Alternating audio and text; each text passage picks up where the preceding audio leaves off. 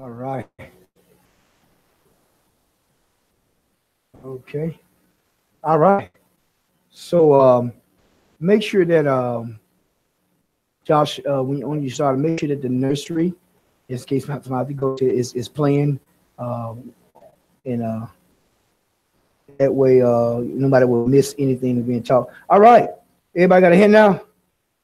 Okay. Y'all ready? Y'all going, Josh, live? All right then. Well, bless Bishop Joseph there. I'm sure he's up in Adam in the UK. Okay, so let's have a word of prayer. Father God, we just give you glory, we give you honor. We thank you, God, for all that you're doing. We thank you, God, for the opportunity to teach your word, God, as we even teach on leadership tonight and what that means and how to go forward as people. God, we thank you for all the doors you have opened for us as people and all the opportunities. Many times opportunities was dressed in overalls, but it looks like work. But we thank you that it happened for us and that we walked in those doors. In the name of Yeshua HaMashiach, we pray. Amen. All right. So tonight we're going to talk about 10 attributes of leaders. You going to be a leader. You're going to be a successful leader. You're going to be a successful leader. There are some attributes that you need. If you K5 and above, then you can go to children's ministry. And K5 and above. K4 and all, you got to stay with your parents. So let's dig into this and learn something. How many want to learn something tonight? How many came expecting tonight? You know, I don't know about you, but when I come somewhere, I'm expecting. You get what you expect. You don't get what you want, right?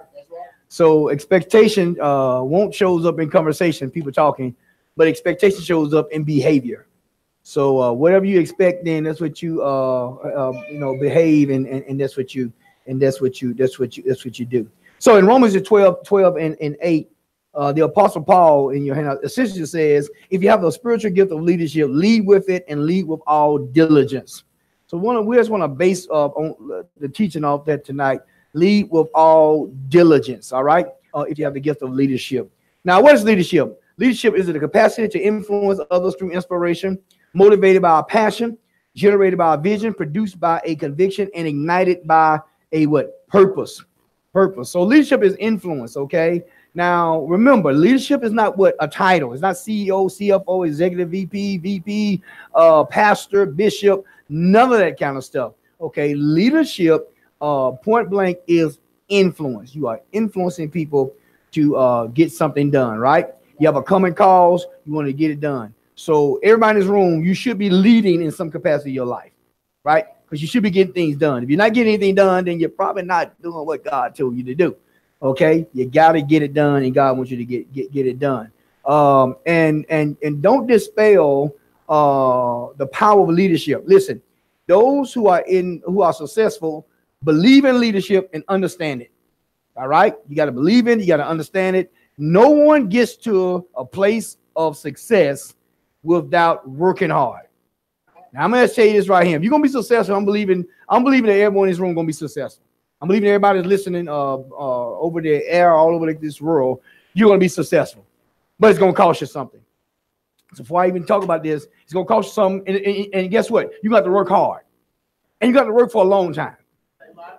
So if you're one of those people who say, you know what, I'm going to work and then I'm not going to do anything, you're in trouble. But, you're going to lose everything you had that you work for, all right? Now, you may have to work hard and for it as struggling, you make them work and then you make it take a week, the weekend and go to Tahiti and just have fun and have a nanny keep the kids. Hey, oh, my goodness, ain't that awesome? But when you come back, you got to get back to work, right? Because I think a lot of people are a misnomer that we're going to do a lot of stuff and then we are not going to do anything else for the rest of our life. Great leaders don't think like that. Warren Buffett still works. He worked billions, right? Bill Gates, he's not CEO of Microsoft, but they have a Bill and Linda Gates Foundation. They travel around the world helping people, right? They working still, right? So that's the mentality. Get that. All right, number one, what's the first attribute of a successful leader? I want to say leaders cast God honoring vision. Okay, so a leader is a visionary. They cast vision. All right. So if you are a spiritually gifted leader, then you live in such a way that God invariably ignites within your heart a compelling ideal. All right, a heartfelt yearning of part to advance God's kingdom and advance what you're doing as a person. Right now, when you do this, it draws people out the woodwork. People want to follow you. You know why people want to follow me? Some of y'all said, "Well, I want to follow you." Well, maybe you don't. I'm talking about those who want to follow me. I can't assume you do. I'm just talking about those who want to follow. But those who follow, you know why? They see vision. They see vision. I'm saying the truth. When you cast vision, people will help you. I was in the office, and I won't call the name, but I was in the office of a president, CEO of one of the largest companies in Alabama on yesterday. And in that office, we came to tears in the office when I was sharing some vision things that I wanted to do for young people. Came to tears. He told me a story about himself. He came to tears. I mean, had to fight them back, both doing like this. I'm serious. This guy run one of the largest, we talking about $1 billion business. I'm just being honest with you. Now why? Why? Because he see the vision. See, vision brings people out the woodwork. If you want God to back something you're doing, you got to have some vision. What are you going to do? What's going to happen in your life? You need to write your vision down. Try to do it every morning. At least 3 or 4 times a week. You need to write it down over and over again. And it'll get defined. It'll keep getting definition to it, all right? Write down where you want to be in a year. Where you want to be in 2 years. Where you want to be in 5 years. Where you want to be in 10 years. You don't mind getting my phone orders and put it on vibrate there. Thank you, sir. Where you want to be in 10 years. And I'm telling you, you'll get there. I heard somebody say it. I think it was maybe Les Brown said it, or somebody did, said that that their father told him, not one Les Brown, maybe it's Jim Rowan. Jim Rowan said his father said that I will be mad at you. I won't be mad at you if you aim high and don't hit. I'll be mad at you if you aim low and hit it. I'll say it again. He said, I won't be mad at you if you aim high and miss. I'll be mad at you if you aim low and hit. You got me? Why? Because you aim low and hit, man. You listen. You just shortchange yourself. Y'all hearing me? And so when you got a God-given vision, it should be up there that the only way that it's going to come to pass is God got to help you. If what you can do in your life, you can do on your own without any help from God. And remember, God works through people. God ain't coming down in your room talking to you and walking with you like that. God works through people, right? So your vision ought to be so big that you got to have people in your life. I was just talking to Pastor Keith in the office, and I said, people who like this and don't want to be around people, you will never, ever reach your destiny. Because it's going to take somebody to help you to get where you're going. But if you're a good leader, you will cast a God-honoring vision. You'll be a visionary. Great leaders are visionaries. Are y'all hearing me? Most of us taught to be followers. The preacher, your CEO, your manager, they were the leaders, you were the follower. And we took that mentality and put ourselves in a place of apathy in a box that did not allow us and will not allow us to achieve God's best in our life. Y'all still with me? And you got to break that mold. Tell somebody to break the mold. Most of you did not grow up in homes that your parents talked about what's your vision and told you what their vision was. Did anybody? I mean, most of y'all didn't. I mean, they worked hard, right? They did pretty good, but if they start talking about vision and push that and nurture that it mature in your life, boy, them and you will be in a bigger place, or greater place than y'all now. But tell somebody it's not too late. No, not too late. Not too late. Not too late. All right. Number two. Leaders gather and align people for the achievement of the vision. I got a little ahead of myself. Okay. Leaders gather and align people for the achievement of the vision. Spiritually gifted leaders, okay, have the God-given capacity to attract, challenge, and persuade people. You got vision, now you persuade people. I've been talking about this actually earlier. Okay? Y'all got me? Then they assist them in finding a niche in the achievement of the vision. That's what they do. You got me? You know, you got to be bold in your approach with people. Tell somebody, get bold. You know, you really you gonna inspire and motivate people. You know, I'm gonna flat out motivate you tonight to be a leader. Flat out. I'm telling you, I'm not gonna try. I'm gonna flat out motivate you right now. Right? Okay. Right. We're a leader. It's gonna happen. Right? Yeah. See, that's what leaders do. That's what leaders do. You know, they align people for the vision. I was reading today that if you are a person who start a company and you want that company to grow, you need to find people smart as you and smarter than you in that field and where you want to go to be on your team. What most people do is they align themselves with a bunch of chicken people. They align themselves with a bunch of people who gonna say yes, sir. Right? A bunch of people who not gonna challenge them, a bunch of people who don't know what they know and know less, so they can look superior. I know it all. Well, a know-it-all leader is a small leader. You got me? You gotta line people up that know more than you. No, Connie's no things that I don't know. He know how to do things that I don't know how to do, and I ain't trying to learn. Trying to learn what I need to do, right? But line them up, right? Pastor Keith knows things that I don't know. He has a gift with individuals that I simply do not have. Need him to do it for the vision to go forward. Y'all got me? Dr. Audrey, okay? She's gifted in her job as in HR. Some of that stuff, listen, she had to correct me.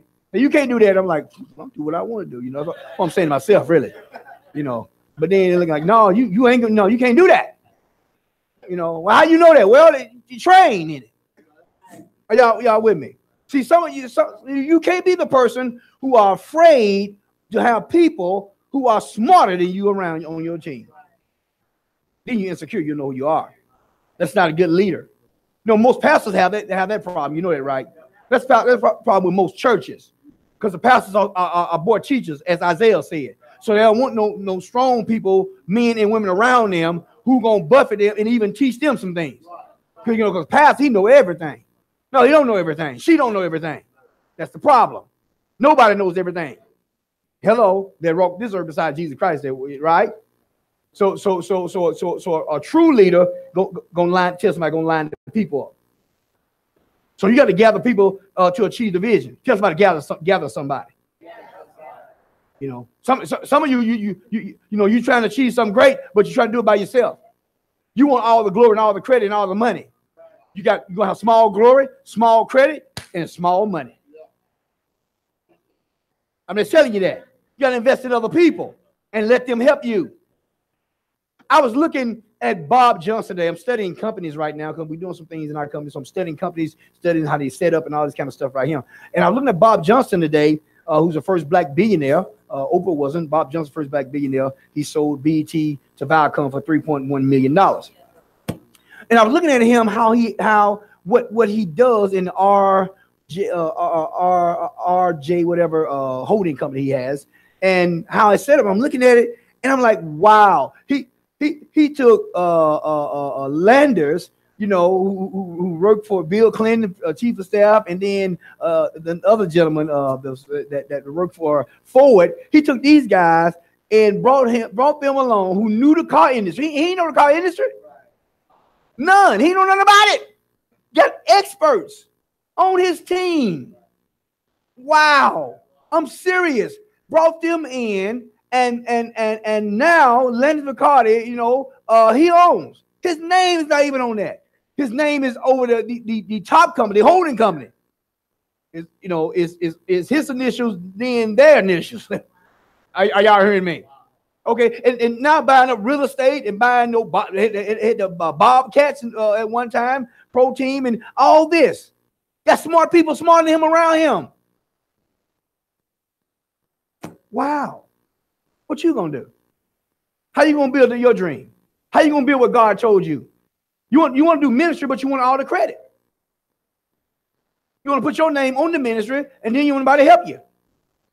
And if they help you, they only doing what you tell them to do. They have no, you give them no creative space to make any decision that's going to help the company or help the organization or ministry. But that's what a lot of people are. That's what a lot of leaders are. But they call themselves leaders, but they board teachers, really. Oh, yeah, y'all got me? And be weary. Yeah, keep your, be vigilant, but be weary of people say, you know, I don't know. You better do that yourself, girl. Can't trust nobody. That's small-minded. You can't do it. No one I know. Name one and bring it to me that I know who have been successful, did it on their own. You got to have other people. You got to have other people. It will not work. And so what's a risk? Well, the risk of not doing it is uglier than the risk in doing it. Listen, let me help you out. I'm deviating a little bit. Listen, you take the risk whether you know it or not. You can risk investing in the future that God has in your life, or you can play it safe and risk not losing. And your risk for not losing, I guarantee you, is going to be smaller than the risk for investing. You know, everybody take risks. What you want to get paid on it? Most people do this right here as leaders. And look where they at now.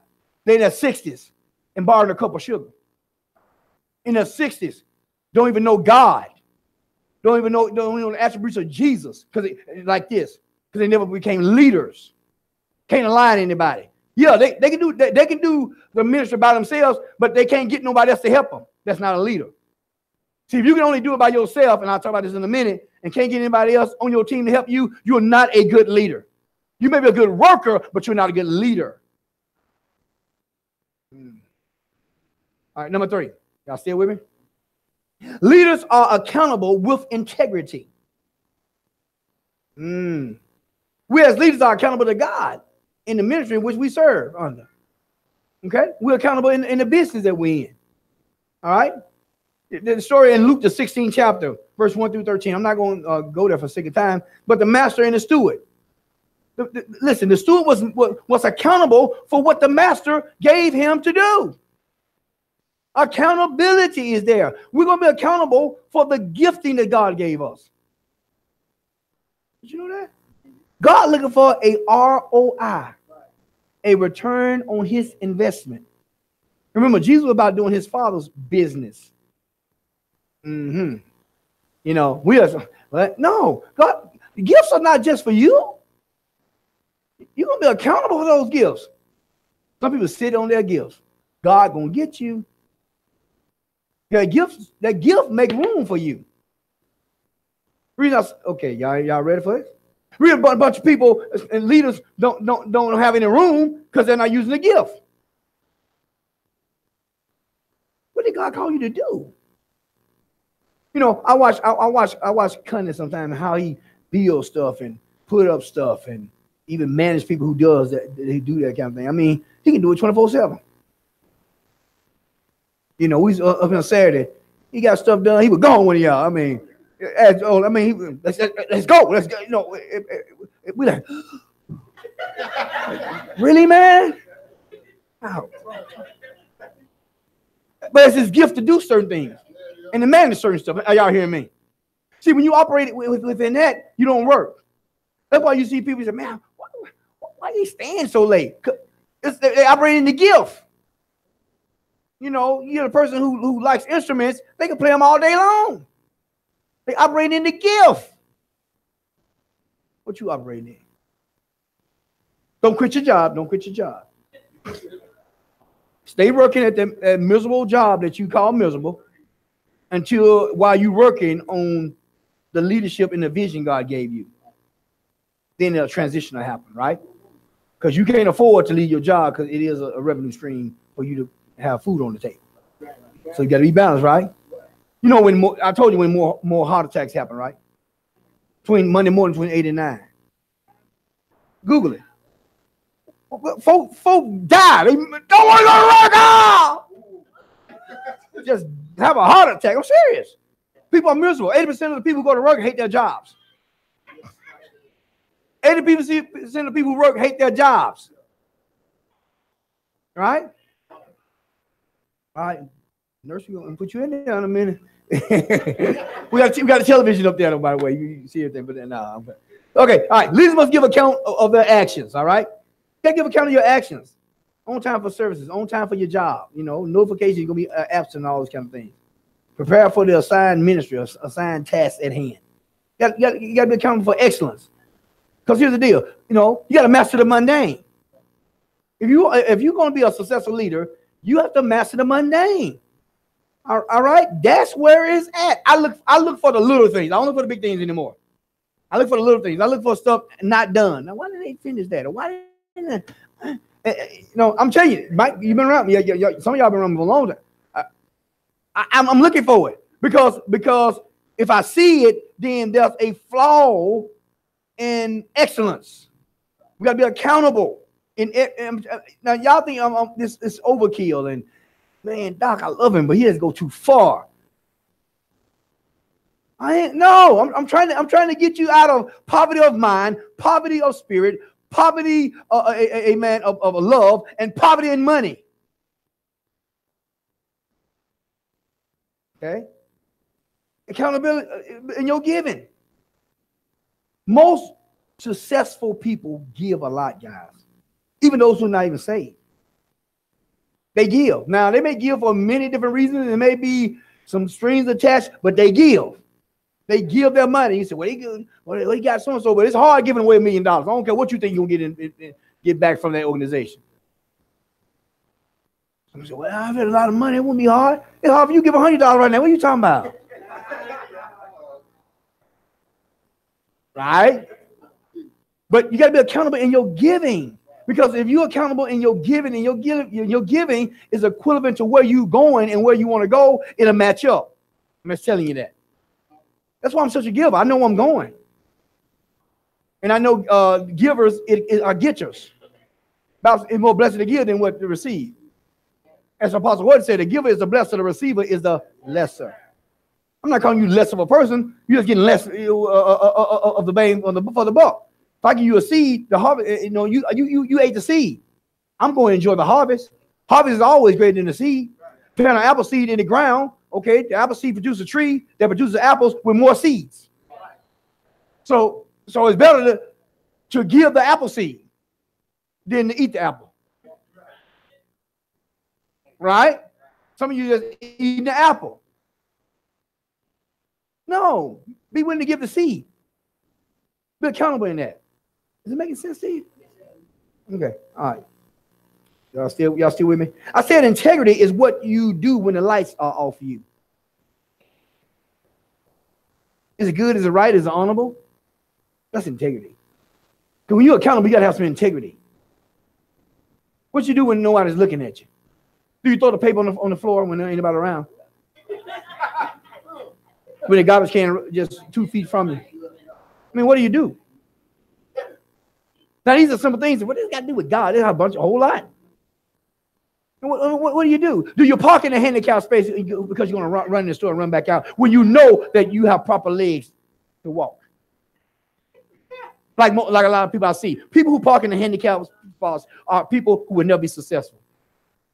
I'm telling you, 9 out of 10 times, or 9.5, and almost 99% of the time, you will never find a successful person breaking the law like that. Just not part of the DNA. But you know why? Because that means that's a shortcut. And successful people know to be successful, there are no shortcuts. So if you're looking for a shortcut, forget it. You're going to be broke, busted, and disgusted spiritually and economically all your life. There are no shortcuts. Those who look for shortcuts find themselves short. They do. Shortcut. I'm going to fall in Walmart, sue, get some money. 5 years, you're broke. Worse than where you was. Shortcut. Gonna go play the numbers, play the lottery, gonna win me $10 million, $100 million. Do it. 5 years, you worse than you was before you did it. No shortcuts. No, see, because there's no accountability in that. You didn't pay for it. Whatever you sow, you reap. You took a chance. You didn't sow. Two different things. Now, if you want to go play the lottery, go ahead right ahead. I'm Doc Rock. I'm your friend. and go ahead and tithe because we're going to lose your money and we're going to sow it the right way, but you're going to be broke in 5 years. I'm just telling you that. We're going to use it because we got integrity. We're going to take, the wealth of the wicked is laid up for the righteous. So we're going to take your wicked stuff. We're going to put it in the righteous. We're going to get blessed. And in 5 years, you're going to want some money back. We ain't getting your dime back. I'm just telling you. Not get anything back. Are y'all good? So when I teach like this, I'm trying to get you in your mind to see this so you can teach some of your friends. Because their preacher is not teaching them this. Because he playing the numbers himself, some of them. He buying the bootleg CD.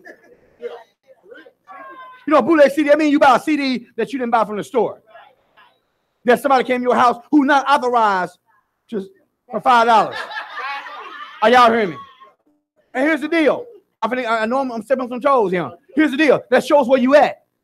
You ain't ready for the CD if you can't buy the full price. So won't you buffet yourself and discipline yourself, say, I need to earn this. Because when you get stuff free like that, it forms a habit that you think you can get most things free, which leads to poverty and bad leadership. It's all a cycle. So you got to break the cycle, the vicious cycle. I'm just trying to help you, y'all. Can I help you a little bit? It don't work that way. You got to cost you something. There's no accountability, no value when it don't cost you anything. Oh, my time is flying. Okay, number 4.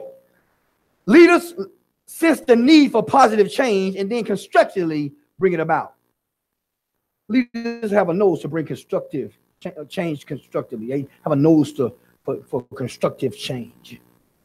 You know, they see the need for it. When you're a leader, see, I'll say this to be nice. I'm Dr. Rock, I'm your friend.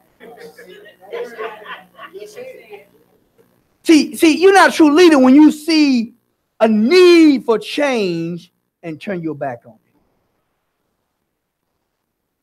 Whether you're lazy or don't want confrontation, don't want conflict, you gotta have conflict in all phases of your life. Conflict actually can be very positive if you use it the right way. Are y'all hearing me? You see, and a lot of people, you know, see something need change. Now I'm going to make this very elementary. You see that something to be changed at the job. Maybe the tissue need to be changed in the bathroom. New and on is, you know, there's one next to it. What you do? Do you wait on the next person, or do you take 5 seconds and change it? It's very elementary. But that's mastering the mundane. That's mastering right here. So I do it all the time. Around here, I do it. I do it at AAP. I do it all around. Everywhere I'm at. Hello, because I'm a leader and I'm looking for excellence. So I want to be a part of that. Because if I put my name on something or I'm associated with something, I work for it or a part of it as an organization, now I want to be excellent. Hello, what you looking for? So you got to see change, and you got to accept change. And change is not change until you what? Change is the product of human effort sustained by what? Divine help. Change is the product of human effort sustained by divine help. That's Dr. Head right there. You see. But you gotta want change. I don't want to change. Who else want to stay like this forever? You dead? Yeah, you dead. You go from faith to faith and glory to glory. Right? We go from faith to faith and glory to glory. Nobody stays the same. Either you're going down or you're going up. Right? I choose to go up. So if you want to go up, you got to embrace change. Right? Many people in the Bible messed up when Jesus came on the plains of Zebulun and said, "Repent, for the kingdom of heaven of God is at hand." And they were like, "We already know this stuff. We Abraham's children. Who are you?" Jesus trying to say, "I'm trying to change your mind." And those that didn't change was in trouble. Same people in Moses, on the east side of Jordan, but they couldn't change their mind, so they had to die out there. All Israelites, because they couldn't change. You got to embrace change. Matter of fact, when tough times came, here's what they said: we could have stayed in Egypt. Now you was a slave in Egypt, really? I mean, you was making brick without straw, really? I mean, Pharaoh was a hard taskmaster. We're better off back there. At least we got a food.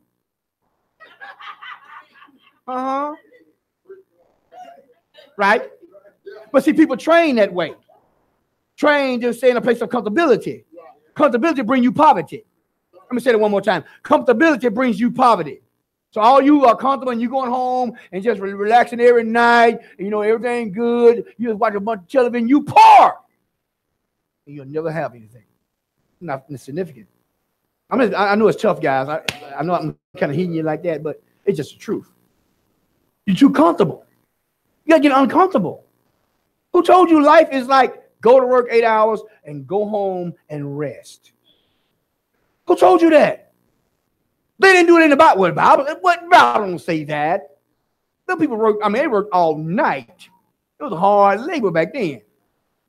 No television, go home and I ain't had no little ball playing kickball with them. They didn't even have marbles that I know of back then. Mud. Wasn't no Xbox, PlayStation. Right? Could take the cell phone and look at Facebook for 5 hours every night. They say, I don't have no time. Really? Really? Then here's the next thing. Well, you know, could you let me borrow something? You know, I'm about to ask people. They ask me for something. What you do at night? How much television you? It ain't your business. Right? Because if you watching 4 or 5 hours of television a night, then you can't get my money. Now you want to change? I help you, because I don't do that. So if I ain't doing it, why am I gonna give you money and help I have? No, I ain't doing it. I fall asleep generally with an iPad in my hand or a computer doing something. Ask my wife. Now last night I fell asleep before all that. I couldn't even take the iPad out. I had one of those days yesterday. I was just drained. I didn't take my B12 like I usually because I'm running. And I got home and Dr. Audrey had some food and she had to bring it over to the couch. I mean, she was talking to me, you want to eat? I'm like, I'm serious. She had to wake me up and I ate it. I think I fell asleep on my little recliner thing, you know, because I had all plans to go outside in the man cave and just chill, you know, and do some work. And I fell asleep like 8. I woke up like 1 o'clock last night and got, you know, ain't like I got up and did some more work, went back to sleep. I'm out tired. Okay. How many of y'all just tired? Or you just tired you can't be tired every night though. The Bible says you sleep too much, poverty comes on you like a bandit. Okay, let's keep going. Number 5, y'all still with it? It makes sense, guys. Leaders, okay, number 5, the 5th attribute. Leaders create a leadership culture in their organization or their sphere or where they're at. Your unit, your circle of friends or whatever. You create a leadership culture. This is absolutely counterintuitive, okay, to what most people think. Most people think that leaders want to just make an atmosphere of followers. But no, true leaders don't. No, we want emerging leaders, it says here. No, we want you to mature to a point that the leadership I'm doing, I'm threatened by what you're doing. You're going so good to you're gonna take my job. Great, I can do something else. See, most people don't think like that. Take my job, what I'm gonna do? You're gonna do something else. I've been telling some of my leaders at the company. I said, hey man, hey, you gotta get where we gotta do something else. Somebody else gotta do that job. So don't get worried. No, you valuable. We gotta do other things. Some of you nobody behind you, but you don't want to help anybody. It's about me. Just trying to make yourself look good and everything. Now work. Do your best. You'll look good. Then help somebody else. The deal is helping somebody else. That's how God will help you. See, here's the deal. There's a system in the world that we have to understand because we live in it. But then God has a system. The heart of the king is in the hand of the Lord as the water courses. And God turn it as he will. Meaning that the system is really in God's hand. So if you in God, God will flip the system, and the system like, wow, why I even did that? Why I was flipped? Why I even help him? I don't even like him. I don't even like her. Why don't I even do that? I'm like, well, okay. Because God flipped the switch on them. Because you proved to God that you're accountable and that you want to lead and help other people. So then God will work on your behalf. If God be for you, who can be against you? So the system can't be against you if God be for you. See, we put too much religion on that. If God be for you, who can be against you? So if God is for your advancement, no one can stop you being advanced. No one can stop your promotion. I'll say it that way. Because God already got your back. It's destined for you to be in certain places. Because you're walking in the destiny of God. You're being a leader. Right? How many of y'all believe that? I believe that. I got Bible to prove it. And my life proves it. Right? I'm just being honest. So what about you? Are you believing that? Okay. You got to bring people around you have to act like they going somewhere. You don't want a bunch of people around you who just looking at you. You just hero worship. You are great King Boss Almighty. I follow you and humble myself to do nothing but follow you. No creative genes in me whatsoever. No. You don't want, no, that's not what you want. You want people to honor you when you walk in a room because they honor themselves. Because they know where they're going. Matter of fact, they're pushing you. Come on, let's go.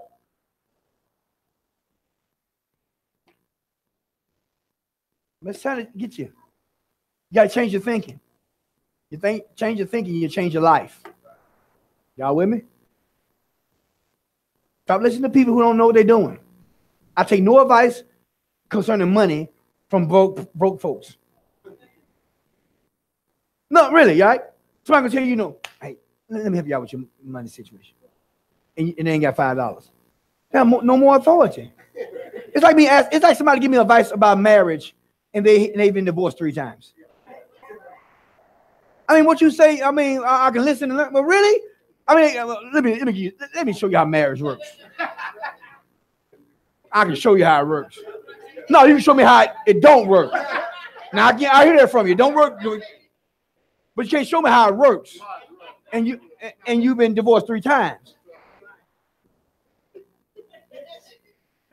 No, I'm right. See, some of y'all listen to people who you shouldn't be listening to. You will get some business coaching from somebody who's not in business. When they read the book, they never did any business.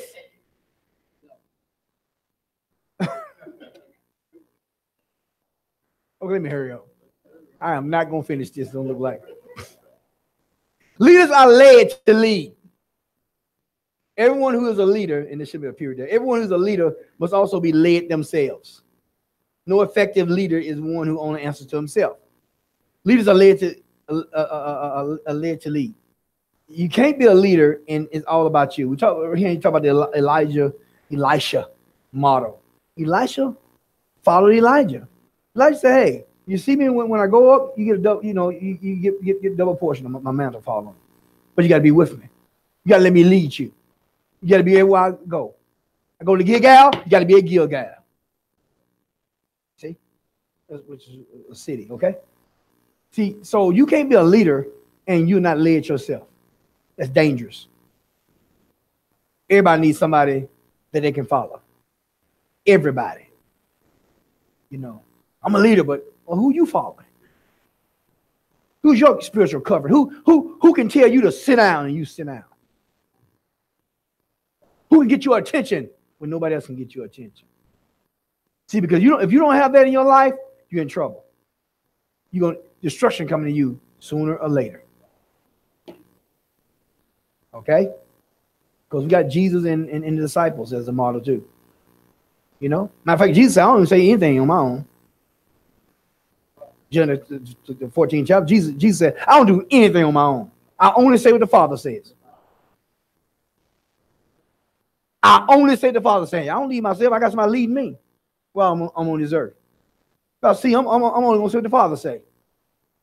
Wow. Then some of you can't tell them anything. Listen, people that you can't tell anything, don't tell them anything. People that you can't tell anything, don't tell them anything. You're wasting your time. The Bible says, don't throw pearl to swine. They'll trample over it. See, some of y'all spend a bunch of time with people who you can't tell anything. They need to let them bump their head. Well, that's my child. I mean, you can't. It's gonna happen.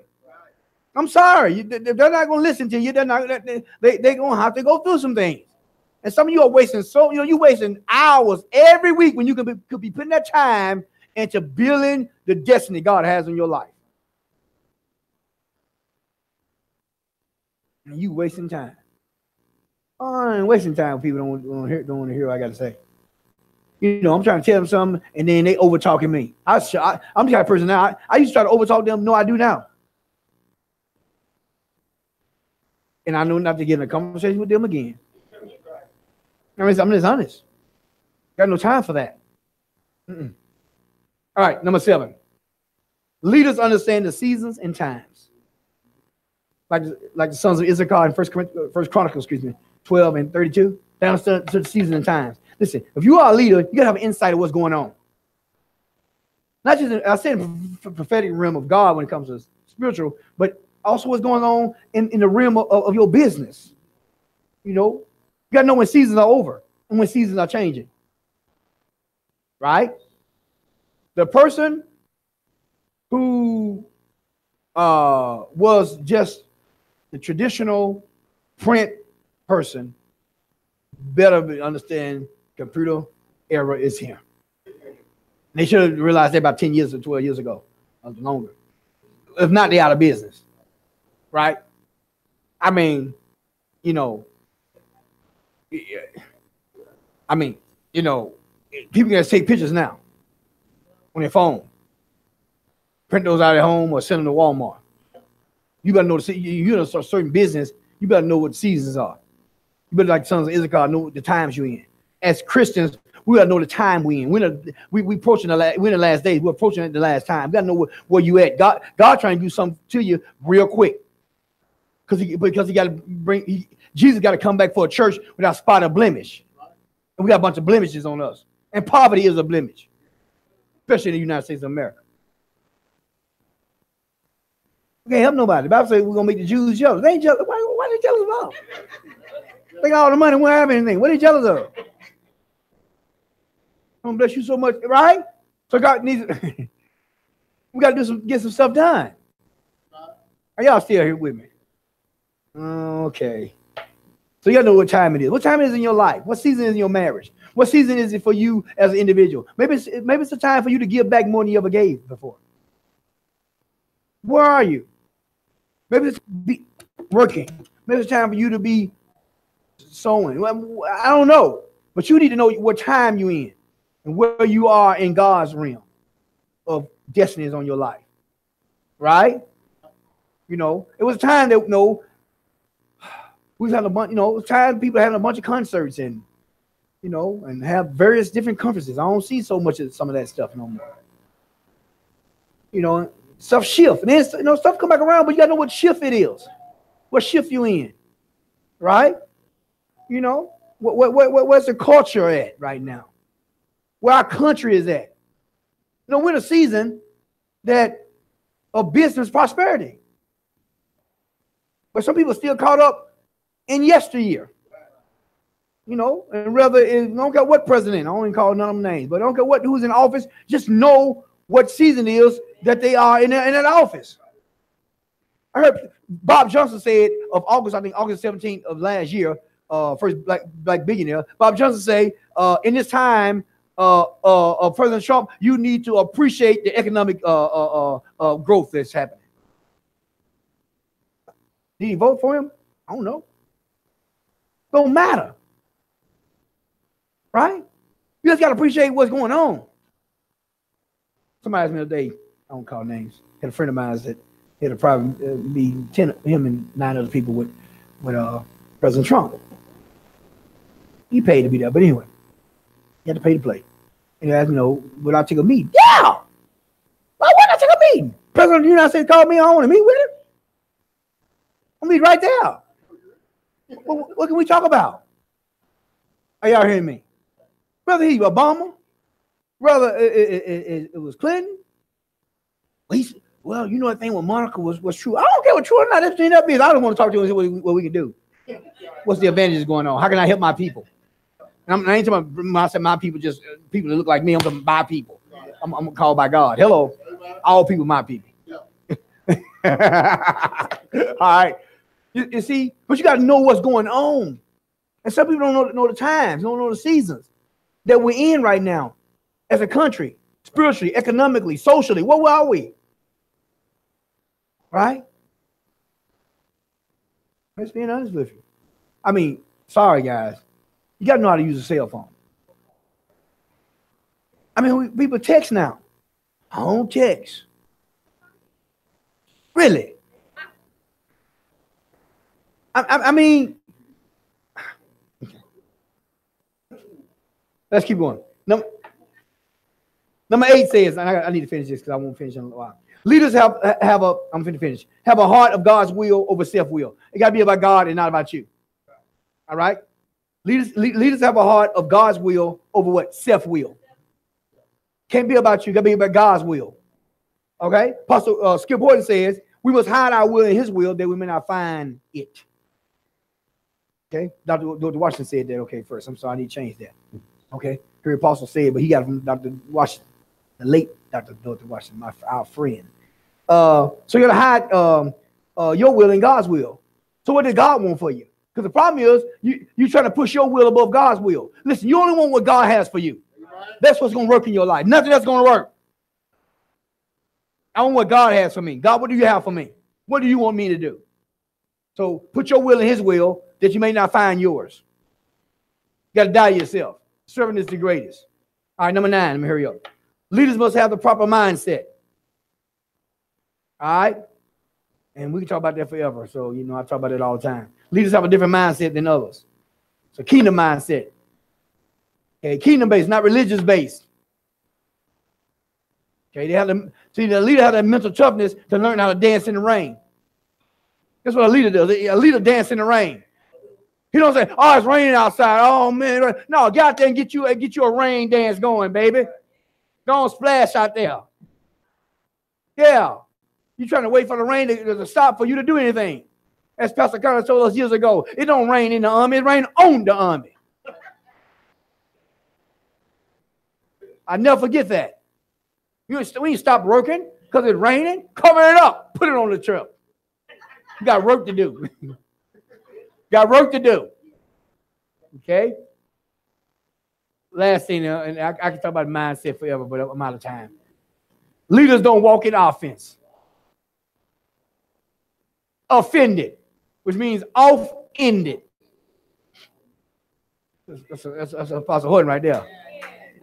You're a leader, you always offended by something real quick. You'll never gain anything. So, you're offended about everything. Well, they ain't say that. They ain't speak to me. Or they lift that person up. But they ain't lift you up. This and that. You're offended by too much. That will keep you in a place of doubt, in a place of negativism, in a place of poverty, of mind, spirit, and money. I'm telling you, you can't get offended. Keep on going. I'm not offended of nothing. I choose not to be offended. I'm doing the will of God. I'm doing the will of God. You can't offend me. You really can't. I'm serious. I ain't studying that. Now, studying may not be a word, but I said it. Psalms 119, 165, I'm done. Great peace have that. Listen to this word, y'all. Great peace have that they which love thy law, and nothing shall offend them. Let me say it again. Great peace have they which love thy law. My law, God is saying, and nothing shall offend them. See, nothing offend the person who got peace in God. Offended by you? So what you unlike me? So what God does? So what you don't like what I have on? I do. I didn't ask you and consult you when I bought it. Okay, so who cares what you think? You didn't buy it with your ugly self. That's how you have to look at it. In God, though. I mean, yeah. No, you're not going to offend me. I'm walking in the purpose of God. Okay? Okay, because I don't like that dress you got on. Or that suit you got on. I don't wear that color now. Right?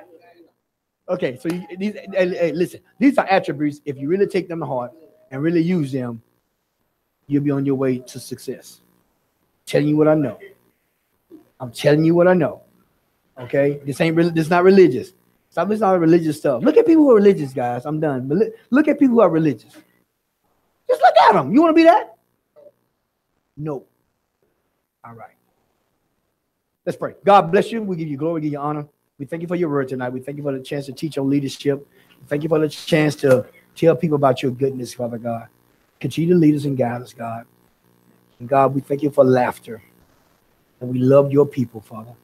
And we love you, God. It's not about us. It's about you. In Jesus' name we pray. Amen. All right. We'll give a little offering, and you are dismissed. Have a great, great day. Remainder of the day. And if you live to see tomorrow, it's going to be triumphant Thursday. All right. So bless you. In Yeshua's name. Oh, thank you, sir.